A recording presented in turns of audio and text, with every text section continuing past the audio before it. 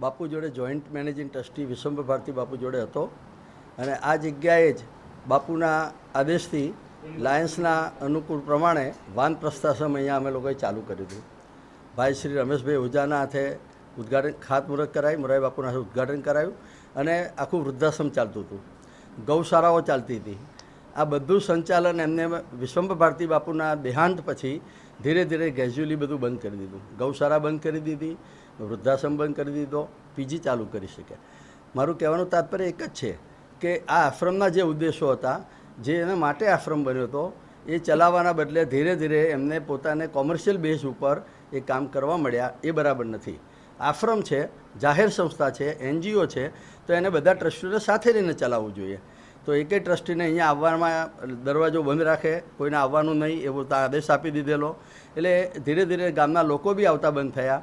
જે જાહેર જગ્યા વર્ષોથી વિશ્વંભર બાપુના તપથી જે બનેલી હતી એને ગ્રેજ્યુઅલી ધીરે ધીરે આ અસ્તિત્વ ડાઉન થવા માંડ્યું.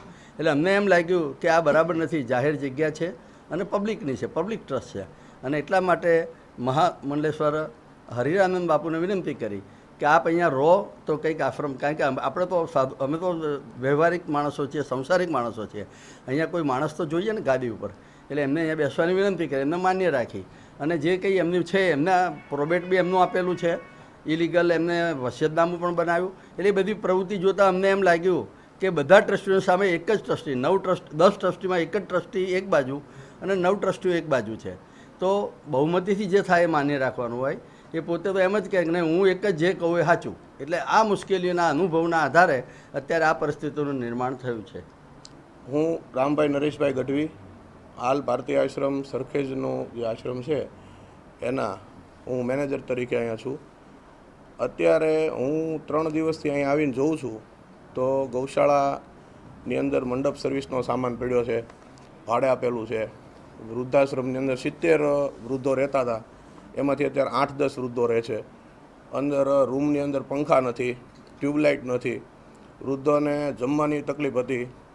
બધું આવીને અત્યારે અમે જોયું, સર્વે કર્યું તો એવું થાય કે ભાઈ અમુક માણસોએ આવીને એવું કીધું કે આ વ્યક્તિ અહીંયા હતા તો ડેલો પણ ખોલતો નહીં. મંદિરે દર્શન કરવાના, મોઢું જોવાનું, મોઢું જોઈને મંદિરમાં જવા દેવાના, એને ગમે તો જવા દેવાના, એને ન ગમે તો નહીં જવા દેવાના. મંદિરે દર્શન કરીને આની પાની સાઈડ કોઈને આવવા દેવાના નહીં. આ પરિસ્થિતિ એની હતી. બીજું, રૂમ નંબર 6 અને 7 આ 2 રૂમ એ પોતે વાપરતા. ઋષિ ભારતી જે છે એ 6 નંબરનો રૂમ વાપરતા, 7 નંબરનો રૂમ છે એ માતાજી વાપરતા. 2 રૂમની હાલત એટલી બધી ખરાબ હતી.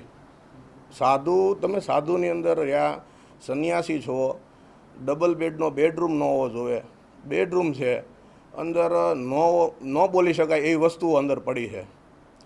આ બધું બાપુના મગજમાં વાત કોઈએ નાખી છે, એના કારણે બાપુ અહીંયા આવેલા છે. અને જે કાંઈ વસ્તુ છે ભારતીય આશ્રમમાં, વિશ્વંભર ભારતી બાપુએ જે પણ રીતે આ આશ્રમનું આખું મેનેજમેન્ટ કરતા હતા એ જ રીતે બાપુ કરશે. અને બાપુના અને ટ્રસ્ટીના જે આદેશ હશે એ પ્રમાણે અહીંયા હું આનું બધું વ્યવસ્થા પૂરી કરીશ.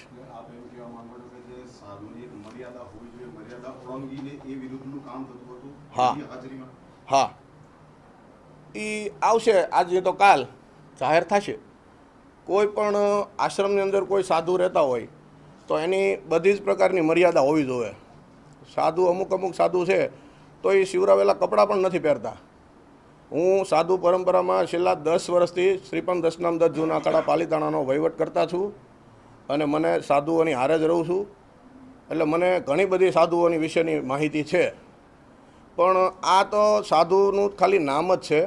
બાકી તમે રૂમની અંદર જુઓ તો તમને બધાને ખબર પડે કે આ માણસ આશ્રમમાં તો નહીં, આને સાધુય ન રહેવા દેવાય. હિન્દુ ધર્મમાં, સનાતન ધર્મમાં આવા વ્યક્તિઓને કાયદેસર કપડાં પહેરાવી દેવા જોઈએ.